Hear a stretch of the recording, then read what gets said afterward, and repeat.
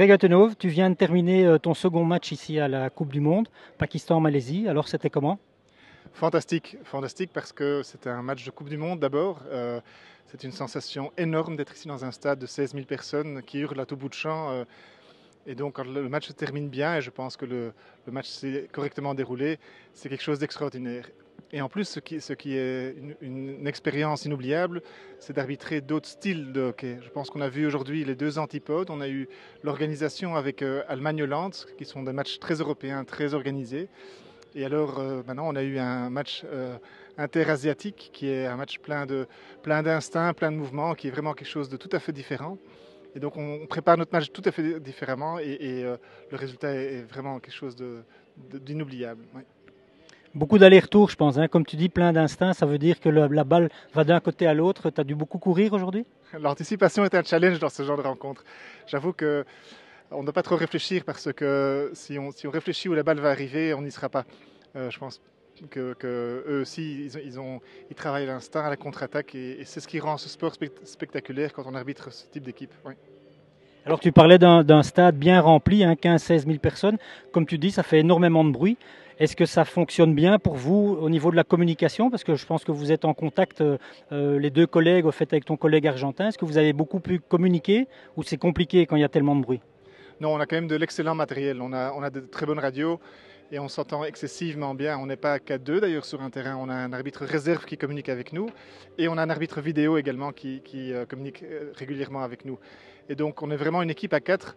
Ça fait quatre paires d'yeux sur le terrain. On essaye d'être plus nombreux et d'être bien en équipe pour essayer d'éviter au maximum les erreurs si elles arrivent. Ok, merci beaucoup. Tu as l'air d'être assez heureux d'être ici à cette Coupe du Monde. Enfin, ça se voit en tout cas, je trouve, si je peux me permettre.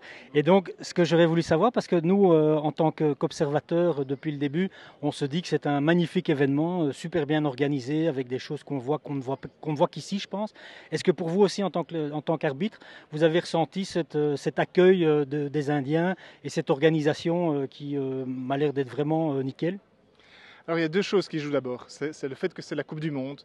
La Coupe du Monde, c'est le plus grand tournoi de hockey au monde et c'est un événement d'une vie pour les joueurs, pour les entraîneurs, mais également pour les arbitres. Donc être présent à une Coupe du Monde, c'est déjà quelque chose. Mais quand on est présent, en plus en Inde, avec l'enthousiasme des Indiens et les moyens qu'ils mettent à disposition pour nous accueillir de façon si chaleureuse, c'est quelque chose d'extraordinaire. On profite de chaque instant, que ce soit sur le terrain ou à côté, où on a vraiment aussi, on est très très bien entouré, très bien accueilli, où qu'on aille et quoi qu'on fasse. Ok, une Coupe du Monde, donc ça veut dire que c'est quand même fort compétitif au niveau des équipes. Est-ce que je peux dire la même chose au niveau des arbitres? Est-ce qu'il y a d'abord est-ce qu'il y a une bonne entente? Et puis après, est-ce qu'il y a aussi de la concurrence? Parce que quelque part, je suppose que chacun voudrait arriver le plus loin possible en tant qu'arbitre aussi.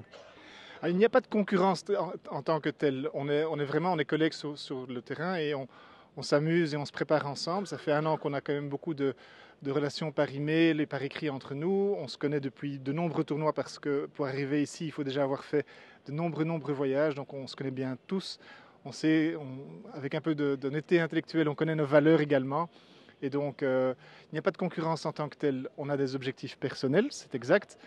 Mais ces objectifs personnels ne vont pas au détriment d'un collègue. On est heureux quand un autre collègue est en demi-finale ou en finale, quand bien même l'objectif personnel était éventuellement un tel objectif. Donc c'est très différent qu'une approche de joueur. Nous, on n'a pas d'esprit compétitif.